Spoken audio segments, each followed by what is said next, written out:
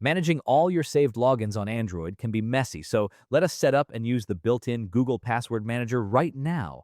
Unlock your phone, swipe up to open your app drawer, and open your Settings app. Scroll down to where it says Google and tap on it. Next, select All Services, then scroll down and tap on Autofill and choose Autofill with Google. Make sure the main toggle switch at the top is toggled on so your phone remembers your account details automatically. Now, that goes both ways. Turning this on means convenient auto logins across your apps and sites, but the trade-off is that anyone holding your unlocked phone could potentially autofill your logins into forms if you do not protect your device with a strong screen lock.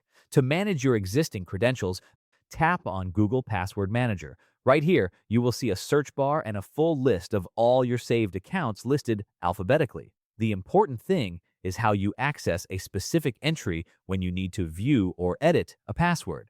Scroll down to where it says the name of the app or website you want, then tap on it.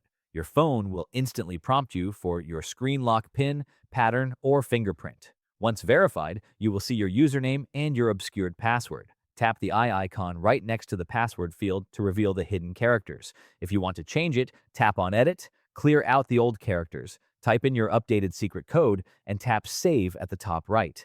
If you want to remove an old login entirely, tap the trash icon at the top right, then confirm by tapping Delete. If you want to adjust how passwords are saved in the future, tap on the gear icon located at the bottom right corner of the Google Password Manager screen.